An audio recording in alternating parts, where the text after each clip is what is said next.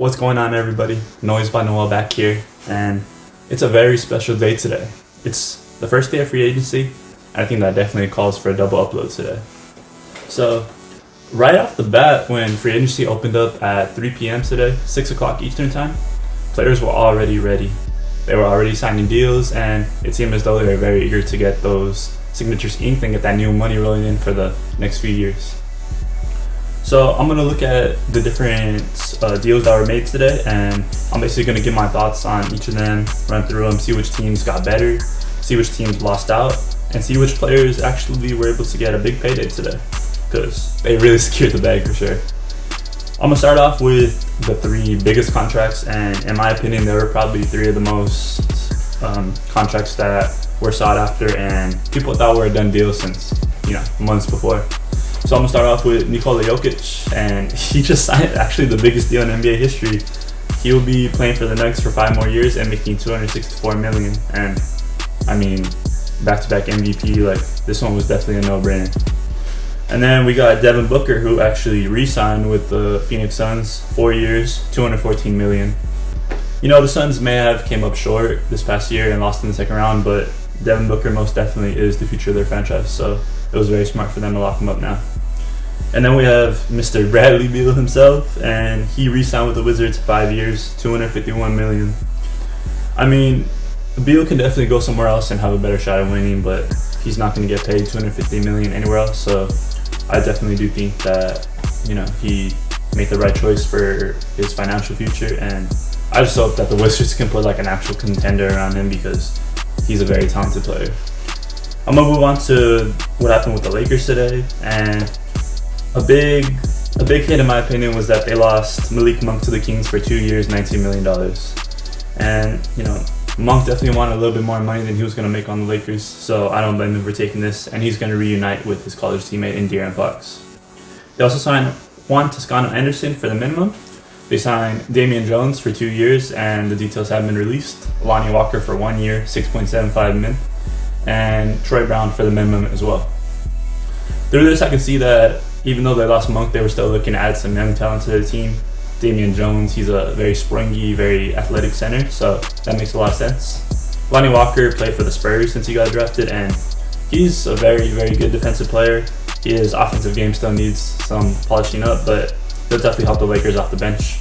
Troy Brown, a little underrated pickup in my opinion. I've seen some people bashing him, but he can put the ball in the basket, and he can definitely get hot from three when he's getting his reps in. So I think he's going to be of use to the Lakers for sure.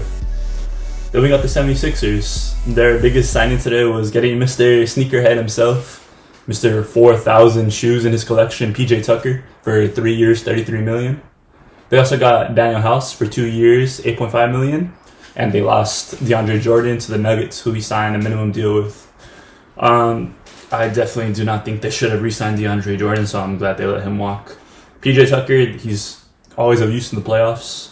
He's helped the Heat, the Bucks, every team he's played for, the Rockets. He's a great shooter, great defender. Daniel House, he came from the Rockets, and he showed flashes there, so if the Sixers can unlock him with some Joel Embiid, Tyrese Maxey lineups, that would be amazing to see. Now the Bucks made some moves as well. They locked up Bobby Portis, 4 years, $49 million. And he's key to their chemistry, their defensive attitude, the way they guard other players, the way his relationship with Giannis is something to keep an eye on too, because they just get going off each other's energy. Wesley Matthews re-signed for 1 year on a minimum deal, and he's been very key to their three-point shooting and spacing out the floor when Giannis is on the floor. And they also signed Joe Ingles to 1 year on an MLE. Joe Ingles coming off an ACL tear, so that looks like a veteran move to me that they're just re-signing him, hoping that he's going to bring his basketball knowledge to the locker room and maybe help some of their younger players.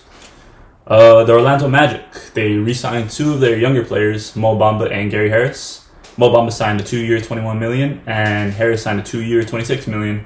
So they're going to keep these 2 younger, Gary Harris is a guard and Mo Bamba is a center. They're going to keep them for 2 more years, see how they can develop. Mo Bamba hopefully can stretch the floor a little bit more, get that three-point shot going, and keep building his defensive game.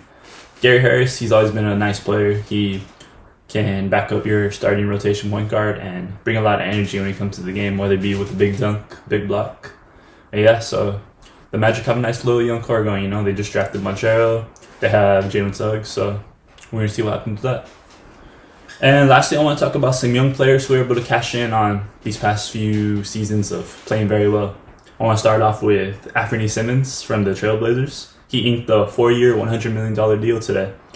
And Lou Dort from OKC Thunder, 5 years, $87 million. You know, he got viral off of when he locked the Pirate in the playoffs. And he's just been building his game ever since. He came into the league with no jump shot, and he seemingly has been working on that, and it's definitely paid off. That boy Jalen Brunson, man, wow. He hasn't officially inked the deal yet, but all signs are pointing that he's going to sign a 4-year, $104 million deal with the New York Knicks as they got their point guard in him. Luke is definitely going to miss him, especially after those big playoff performances. But Brunson wanted to get paid, and it seems as though the Mavericks are going to try to match this deal, so we're going to keep you guys updated on what happens with him. But either way, he's going to get his money, very well deserved. And lastly, Marvin Bagley. He finally got his multi-year contract as the Detroit Pistons seem to believe in him.